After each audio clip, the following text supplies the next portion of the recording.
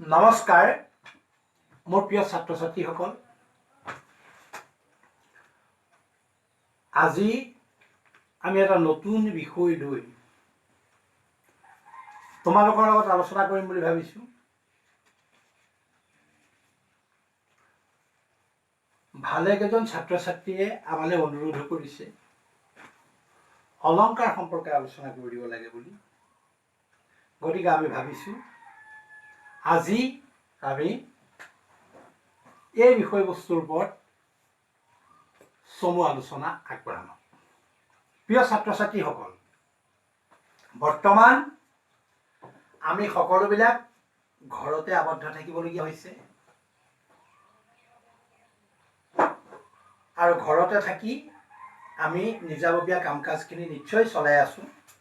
সেই আশা মই কৰিছোঁ যে কি নহওক, বৰ্তমান আহি পেলাই গ্ৰীষ্ম ঋতু পালেহি। বসন্ত ঋতুত প্ৰকৃতিয়ে ন সাজ সলালে, গছে গছে ন পাত ন ফুল ফুলিলে, কুলি কেতেকীয়ে পৰিৱেশ মুখৰিত কৰিলে। এনে সময়ত প্ৰকৃতিৰ আনন্দ উল্লাহত মতলীয়া হোৱাৰ লগে লগে আমাৰ মনবিলাকো মতলীয়া হৈছিল। আৰু ঠিক এনে পৰিৱেশত আমাৰ যিসকল উপযুক্ত বয়স হৈছে তেওঁলোকেও দাম্পত্য জীৱনৰ পাতনি মেলে। কিন্তু দুৰ্ভাগ্যবশতঃ এইবাৰ কৰোনা মহামাৰীয়ে আমাৰ অন্যান্য মাংগলিক অনুষ্ঠানৰ লগতে বিয়া বাৰুবিলাকো পিছুৱাই দিবলৈ বাধ্য কৰালে। মাজে মাজে দুই এখন ক'ৰবাত মাস্ক পিন্ধি অনুষ্ঠিত হৈছে যদিও সেয়াও যথেষ্ট শংকাৰ মাজেদি সম্পাদন কৰিবলগীয়া হৈছে। আমাৰ বিয়া বাৰুবিলাকে পিছুৱাই দিয়া হ'ল, কিন্তু বিয়া বাৰুৰ প্ৰাৰম্ভিক কামবিলাকতো আমাৰ হৈয়ে গ'ল।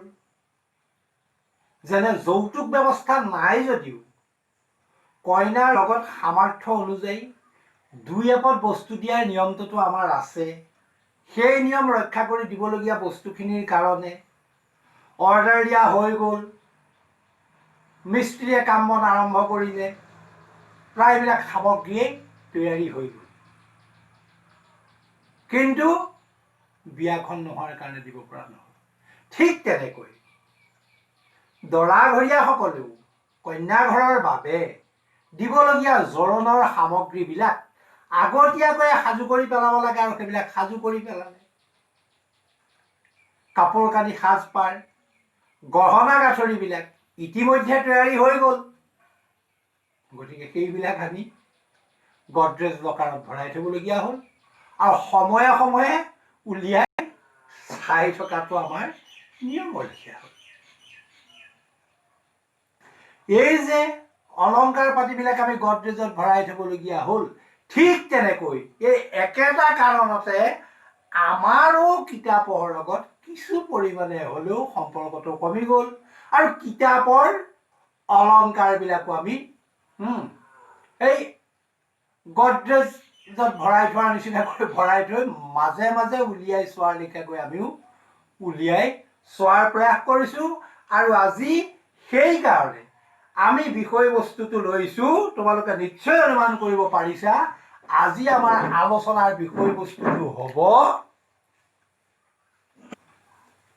এই বিষয়বস্তু হ'ব আজি আমাৰ বিষয়বস্তু হ'ব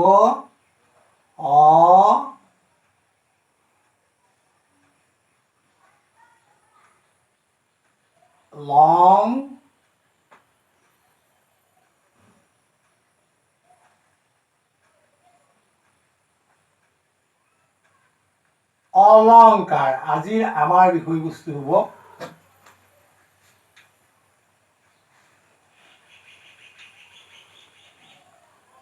অলংকাৰ। ক'ত অলংকাৰ? কাব্যত।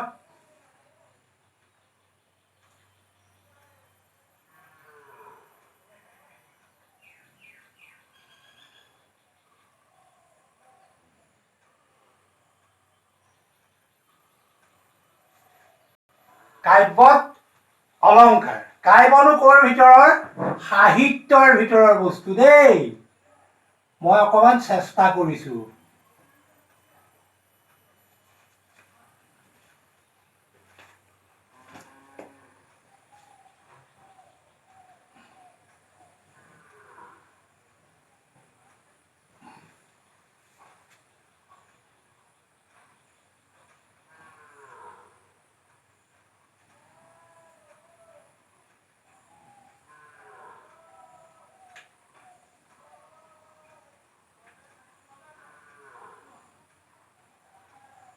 সাহিত্য এইপদ এপদ অলংকাৰ।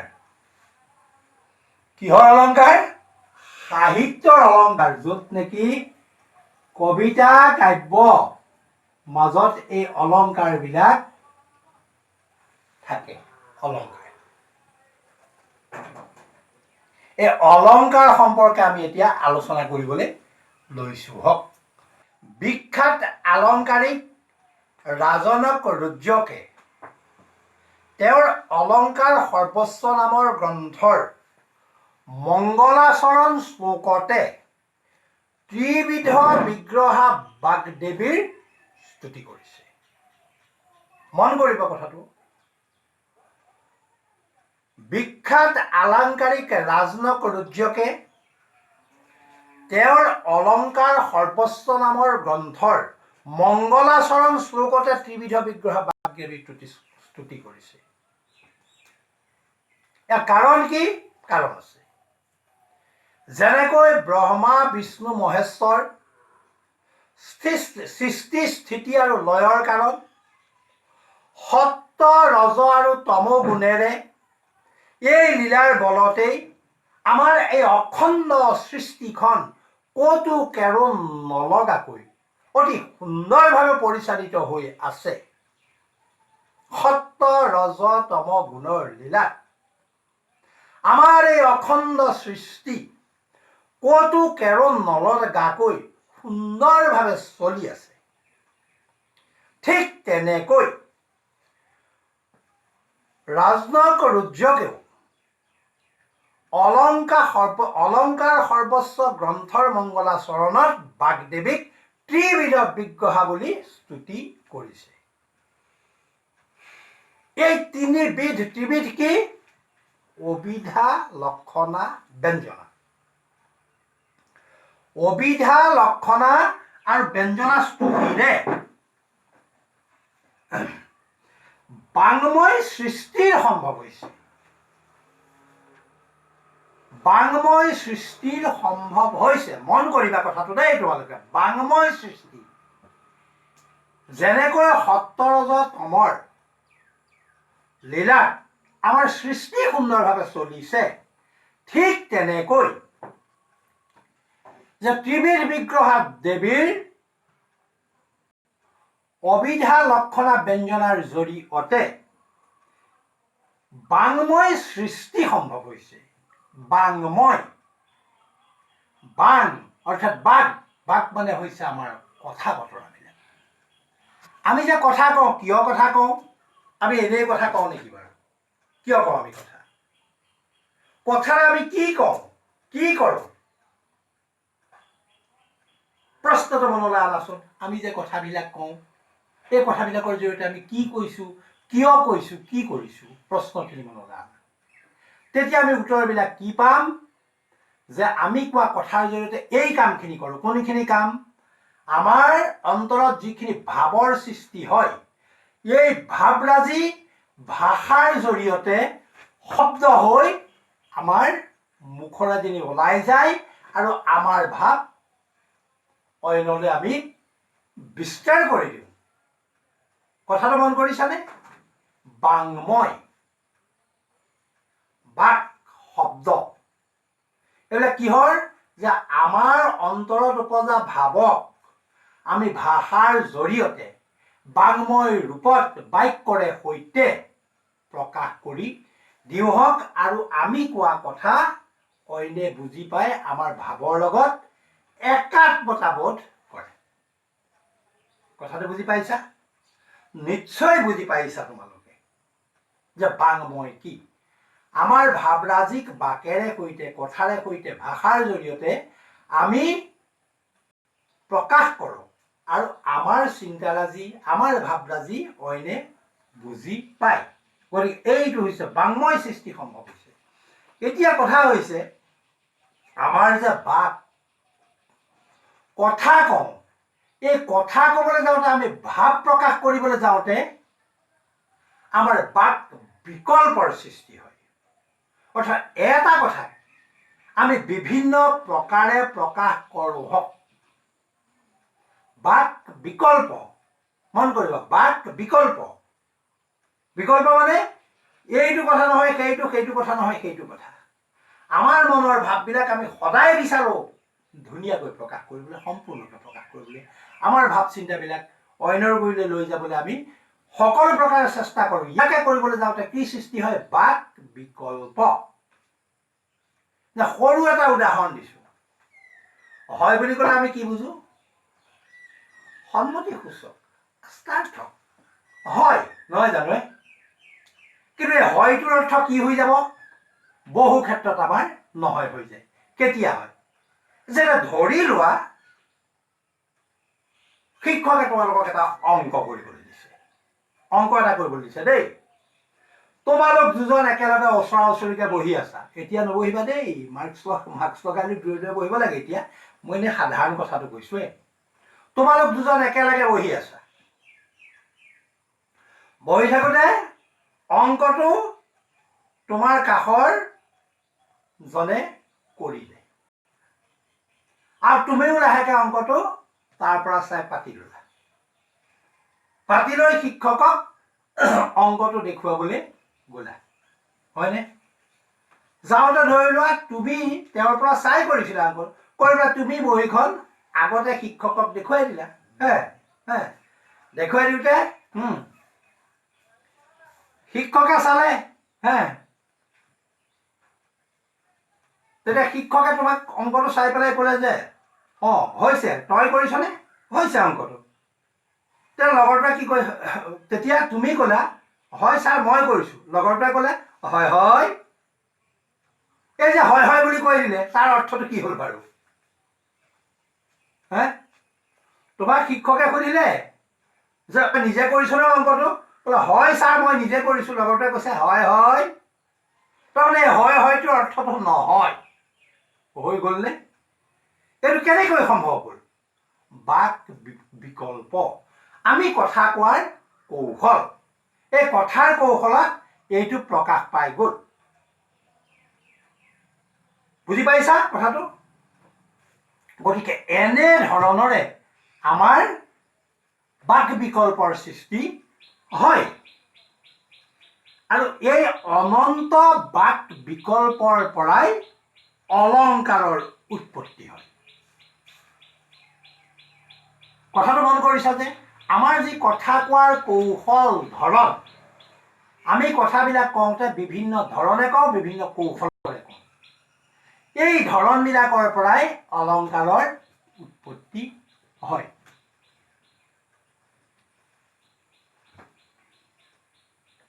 তোমালোকে নিশ্চয় এতিয়া অনুভৱ কৰিব পাৰিছা যে আমাৰ কথা কোৱাৰ যি ধৰণ, আমি কথাবিলাক ঠিকমতে আমাৰ ভাৱবিলাক প্ৰকাশ কৰিবলৈ যাতে বিভিন্ন কৌশল অৱলম্বন কৰি আমি ভাৱবিলাক প্ৰকাশ কৰাৰ চেষ্টা কৰোঁ, তাৰ পৰাই অলংকাৰৰ উৎপত্তি হয়। এটা যদি আমি উদাহৰণ লৈ লওঁ তেতিয়াহ'লে তোমালোকৰ ধাৰণাটো অধিক স্পষ্ট হ'ব বুলি মই ভাবিছোঁ। যেনে ধৰি লোৱা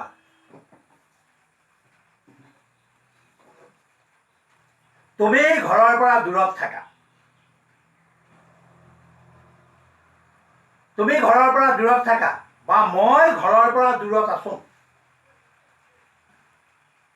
মই ঘৰত নাই, মই ঘৰৰ পৰা দূৰত আছোঁ। ধৰি লোৱা দেই, মই ঘৰৰ পৰা বাহিৰত আছোঁ, দূৰত আছোঁ।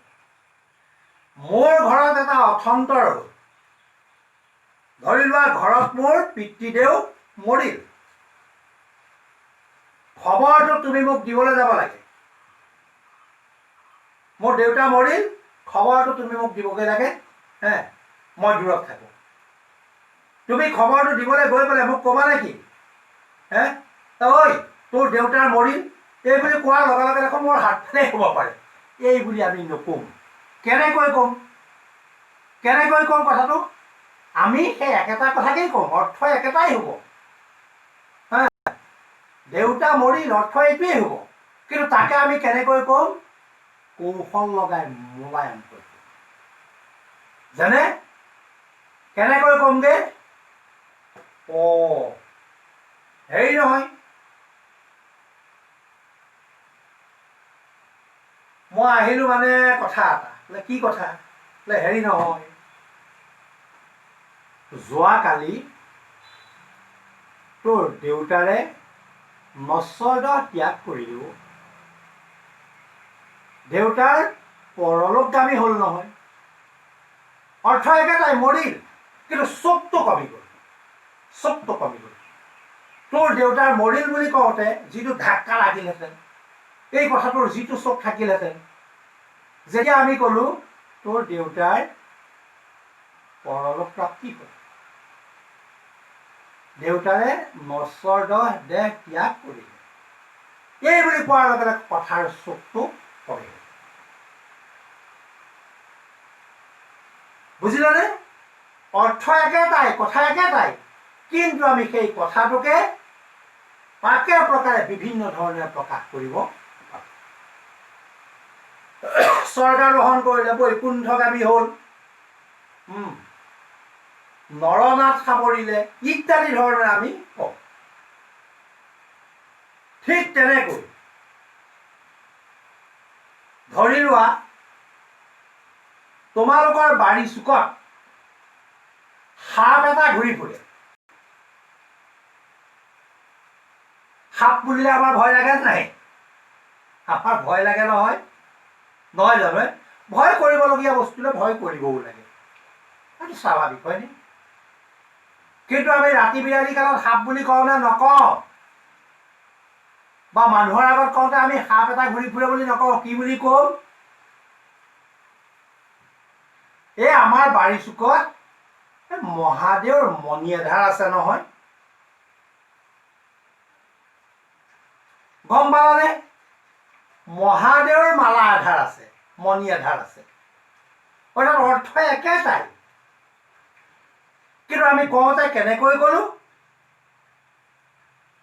কথাৰ পাক লগাই ক'লো, শুনিবলৈ শুৱলা কৰি।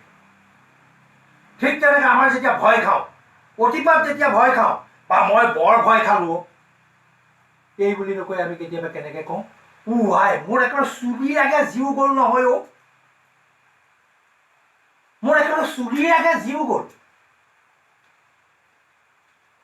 কলৈ যাওঁ গোপাল, কলৈ যাওঁ কৃপাল লাগিছে নহয়, মোৰ একেবাৰে কলৈ যাওঁ গোপাল, কলৈ যাওঁ কৃপাল যেন লাগিছে। অৰ্থটো একেটাই, অৰ্থটো হৈছে বৰকৈ ভয় খোৱা, কিন্তু কওঁতে আমি কেনেকৈ কথাৰ পাক লগাই ক'লো। এই যে কথাৰ পাক লগাই কোৱাটো, এইটোৱে হৈছে কাব্যৰ অলংকাৰ। ছাত্ৰ ছাত্ৰীসকল, তোমালোকে নিশ্চয় কথাখিনি বুজি পাইছা। অকণমান বুজিবলৈ চেষ্টা কৰিবা, তোমালোকে কথাখিনি বুজি পাবা। মই যিমান পাৰোঁ সহজভাৱে কথাকেইটা ক'বলৈ চেষ্টা কৰি গৈছোঁ। সেয়াই হৈছে কাব্যৰ অলংকাৰ। অৰ্থাৎ আমাৰ কথাখিনি আমি বিভিন্ন প্ৰকাৰে আমাৰ মনৰ ভাৱখিনি আমি প্ৰকাশ কৰোঁ, তাকে কৰিবলৈ যাওঁতে আমি পাক লগাই কেৰ লগাই দিওঁ। গতিকে তেনেধৰণে আমি ভাৱবিলাক প্ৰকাশ কৰোঁ, আৰু তাৰ পৰাই সৃষ্টি হয় অলংকাৰৰ উৎপত্তি তাৰ পৰাই হয়। এইটো মোৰ কথা নহয়, সেয়া বিখ্যাত আলংকাৰিকসকলে কৈছে। গতিকে আমি ক'ব লগা কথাখিনি বহু সময়ত পাক লগাই ৰহন সানি আমাৰ ভাৱৰ সম্পূৰ্ণ প্ৰকাশ কৰাৰ যিটো চেষ্টা কৰোঁ, সেইটোৰ পৰাই অলংকাৰৰ উৎপত্তি বা অলংকাৰ বুলি সেইটোকে আমি ক'ব পাৰোঁ। মানুহৰ মনত হাজাৰ ৰকমৰ ভাৱৰ সৃষ্টি হয়। আমাৰ এই মনটো কম বস্তু নহয়, আমাৰ এই মনত বহুত ভাৱৰ সৃষ্টি হয়। আৰু মানুহৰ ভাৱ প্ৰকাশৰ নিচিনা জটিল কাম খুব কমেই আছে। অতি জটিল প্ৰক্ৰিয়া এইটো ভাৱ প্ৰকাশটো।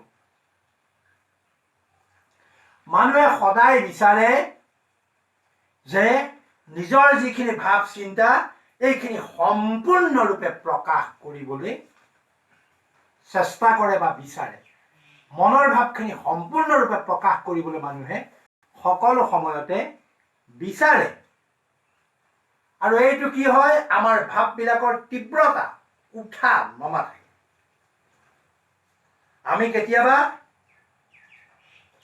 ভাৱ প্ৰকাশ কৰিবলৈ যাওঁতে কি কৰোঁ, আমাৰ ভাৱবিলাক প্ৰকাশ কৰিবলৈ যাওঁতে আমাৰ ভাষাৰ যিবিলাক শব্দ, এই শব্দবিলাকে যেন আমাৰ ভাৱ প্ৰকাশ কৰিবৰ কাৰণে যথেষ্ট নহয়, এনেকুৱা এটা চিন্তা আহে। মোৰ অন্তৰৰ যি সুখ, মোৰ অন্তৰৰ যি আনন্দ, মোৰ অন্তৰৰ যি শংকা ভয় ভীতি, এইবিলাক প্ৰকাশ কৰিবৰ কাৰণে মোৰ ভাষাত থকা শব্দবিলাক যেন সম্পূৰ্ণৰূপে সক্ষম নহয়। গতিকে যদি ভাষাত থকা শব্দবিলাক সম্পূৰ্ণৰূপে সক্ষম নহয়, তেতিয়াহ'লে মোৰ ভাৱবিলাক কেনেকৈ মই সম্পূৰ্ণৰূপে প্ৰকাশ কৰিম? এই কামটো কৰিবলৈ যাওঁতেই আমি কথাত পাক লগাওঁ, অৰ্থাৎ শব্দবিলাকৰ মাজত আমি পাক লগাওঁ, আমি বক্ৰতাৰ আশ্ৰয় লওঁ, আৰু তাৰ জৰিয়তে যেন আমাৰ ভাৱৰাজি সম্পূৰ্ণৰূপে প্ৰকাশ হ'ল। আমাৰ আগতে আমি যিটো উদাহৰণ দি আহিলোঁ, যে তোৰ বাপেৰ মৰিল বুলি কোৱাত আমাৰ ভাৱখিনি প্ৰকাশ নহ'ল,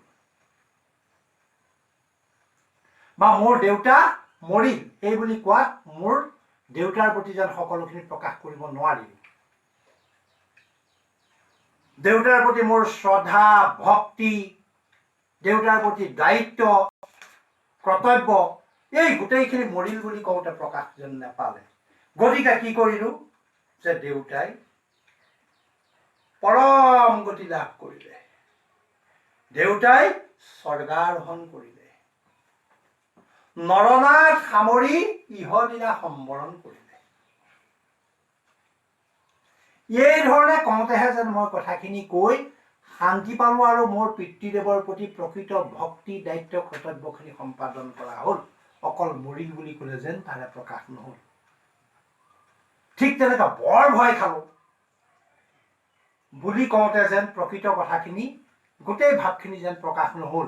সেইকাৰণে চুলিলৈকে জিও গ'ল নহয়,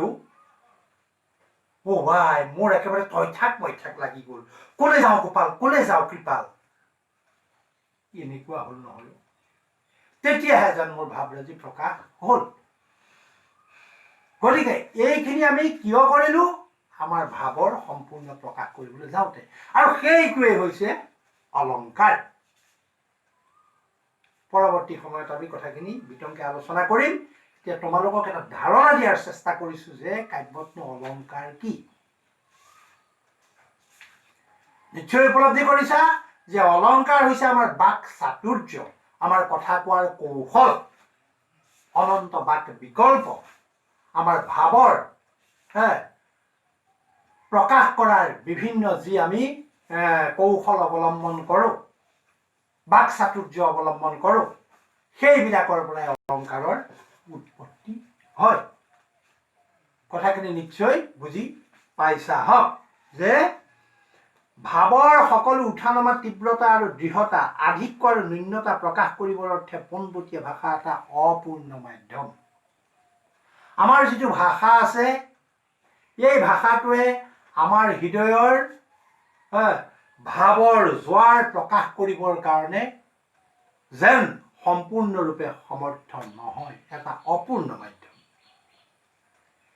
এই ভাষাৰ যি অক্ষমতা, যি অপূৰ্ণতা, সেই অক্ষমতা বা অপূৰ্ণতাক আমি কেনেকৈ পূৰণ কৰোঁ? বাক বিকল্পৰ দ্বাৰা, বাক চাতুৰ্যৰ দ্বাৰা, বিভিন্ন প্ৰকাৰে কথাখিনি আমি পাক লগাই কৰি পেলাই সেই আমাৰ শব্দৰ যিখিনি প্ৰকাশৰ ক্ষমতাৰ অভাৱ, সেই অভাৱখিনি পূৰণ কৰোঁ হওক। বুজি পাইছা?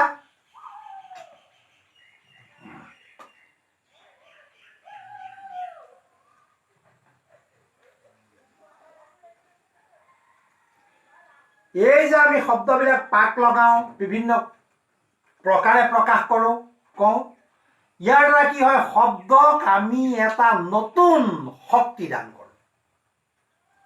ভয় খোৱাটোকে হয়নে, সাধাৰণভাৱে ভয় লাগিল, এইটোকে আমাৰ চুলিয়াকে জিও গ'ল। এই শব্দক আমি নতুন শক্তি দান কৰিলোঁ আৰু আমাৰ যেন মনৰ আচল ভয়টো আমি তেতিয়াহে প্ৰকাশ কৰিব পাৰিলোঁ।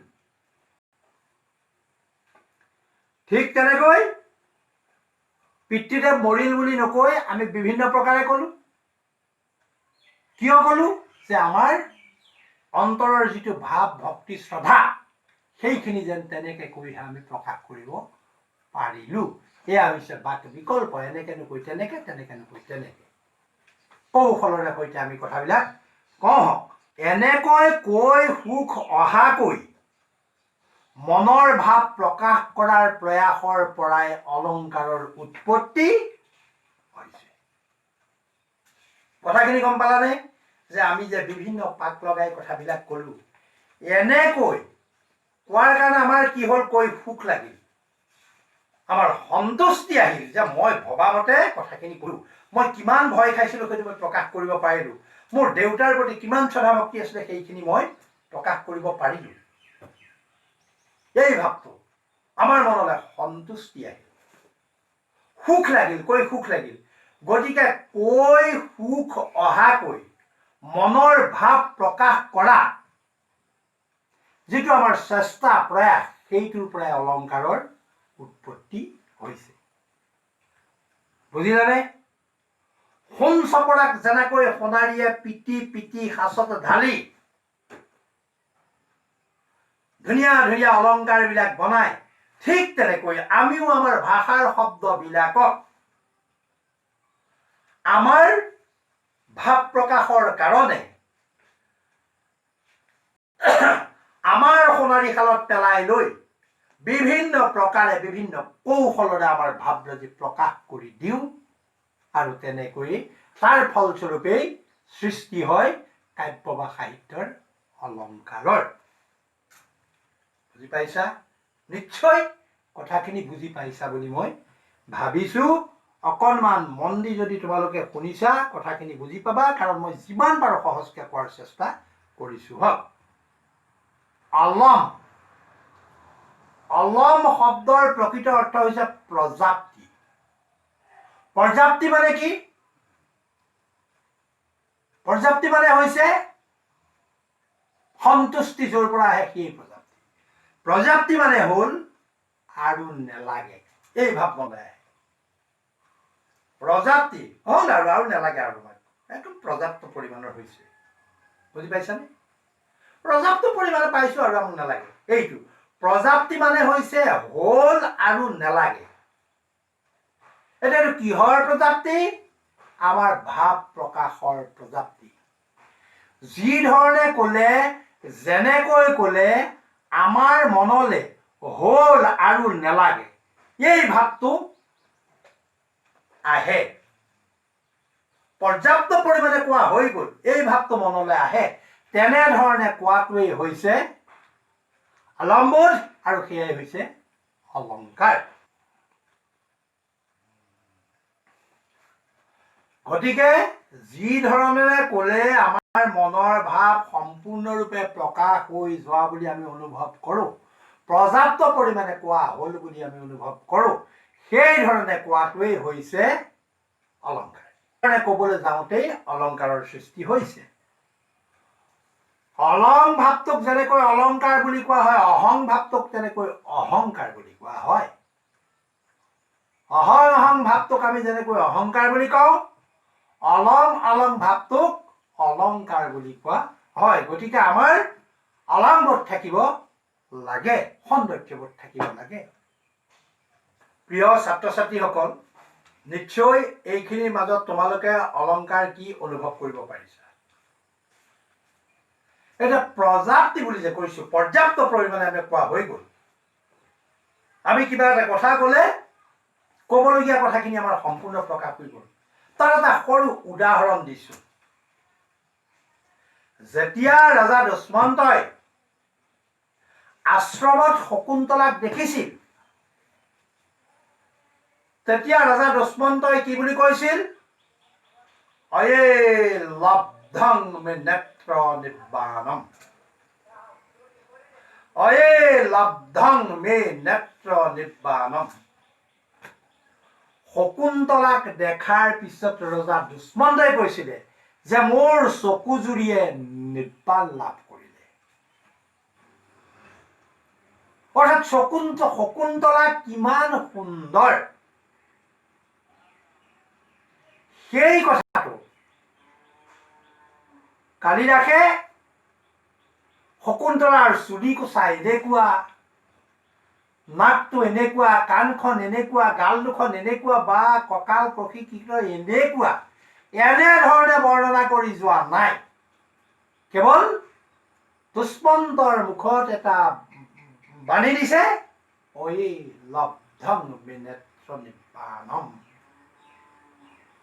শকুন্তলাক দেখি দুষ্মন্ত আচৰিত হৈ গ'ল। কিমান সুন্দৰ, কিমান সুন্দৰ। দুষ্মন্তই কোৱা নাই চুলি কোচা এনেকুৱা, গাল দুখন গুলপীয়া, চকু দুটা হৰিণী নয়না, এই বুলি বৰ্ণনা কৰা নাই। কি বুলি বৰ্ণনা কৰিছে? ঐ লব্ধং মে নেত্ৰ নিৰ্বাণম, মোৰ চকুজুৰিয়ে নিৰ্বাণ লাভ কৰিলে। অৰ্থাৎ এযোৰ চকুৱে যিমান সৌন্দৰ্য দেখিবলগীয়া আছে বা দেখিব পাৰে, সেই সকলোবিলাক সৌন্দৰ্য চোৱা শেষ হৈ গ'ল, নিৰ্বাণ লাভ কৰিলে। দেখিলানে? কালিদাসে কেনেকৈ চুলিৰ পৰা নখলৈকে বৰ্ণনা নকৰি কেৱল দুষ্মন্তৰ মুখৰ ঐ লব্ধং মে নেত্ৰ নিৰ্বাণম নামৰ কথাষাৰিৰেই শকুন্তলাৰ সৌন্দৰ্য কিমান সুন্দৰভাৱে বৰ্ণনা কৰি পেলালে। এইটোৱেই হৈছে পৰ্যাপ্তি। নখ, চুলি, দাঁত, বুকু, কৃষকতি এইবিলাকৰ বৰ্ণনা কৰিলেও নিশ্চয় ইমান ধুনীয়াকৈ ক'ব নোৱাৰিলেহেঁতেন, ইমান সুন্দৰকৈ বৰ্ণনা কৰিব নোৱাৰিলেহেঁতেন। গতিকে এইটোৱেই হৈছে পৰ্যাপ্তি। অলম্বত ক'বলগীয়া কথাখিনি সম্পূৰ্ণৰূপে কৰি পেলোৱা হ'ল। প্ৰিয় ছাত্ৰ ছাত্ৰীসকল, গতিকে আমি এই কথাখিনি আলোচনা কৰিছোঁ, তোমালোকে নিশ্চয় বুজি পাইছা বুলি মোৰ এটা ধাৰণা হৈছে। কথাখিনি সহজকৈ ক'বলৈ দিছোঁ। এতিয়া কথা হৈছে এই যে ঐ লব্ধ মে নেত্ৰ নিৰ্বাণম বুলি দুষ্মন্তই ক'লে কালিদাসৰ নাটকত, কোৱা হয় বাং নিৰ্বাণ। বাং নিৰ্বাণ, ইতিমধ্যে আমি গম পালো বাং মানে কথা, নিৰ্বাণ মানে মুক্তি পোৱা। কথাই মুক্তি পোৱা। তাৰমানে মই ইমানখিনি কৈ পেলালো আৰু মোৰ ক'বলগীয়া সেই সম্পৰ্কত নাই। যিমানখিনি ক'বলগীয়া, মোৰ যিমান ভাৱ আহিছিল, যিমানখিনি ক'বলগীয়া আছিল, সেই গোটেইখিনি কৈ পেলালো। বাং নিৰ্বাণ, মোৰ বাঙে নিৰ্বাণ লাভ কৰিলে। বুজি পাইছা? মোৰ বাং, মোৰ কথাই নিৰ্বাণ লাভ, মানে পৰ্যাপ্ত পৰিমাণৰ মই ক'লো। যিমানখিনি ক'বলগীয়া আছিলে সৌন্দৰ্যৰ বিষয়ে বা শকুন্তলাৰ বিষয়ে, যিমানখিনি ক'বলগীয়া আছিলে সিমানখিনি কৈ পেলালে। এইটোকে কোৱা হয় বাং নিৰ্বাণ। আৰু এই বাং নিৰ্বাণৰ কাৰণেই অলংকাৰৰ উৎপত্তি। কাৰণ আমি সদায় বিচাৰোঁ আমি কোৱা কথাখিনি বাং নিৰ্বাণ হওক, অৰ্থাৎ আমি কোৱা কথাখিনি, ক'বলগীয়া কথাখিনি সম্পূৰ্ণৰূপে কৈ দিয়া হওক।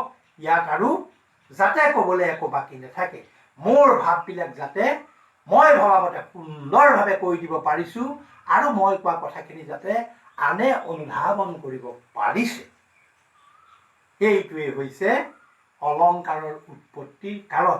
এই কাৰণেই অলংকাৰ ব্যৱহাৰ কৰা হয়। কাৰণ চিধা চিধি ক'লে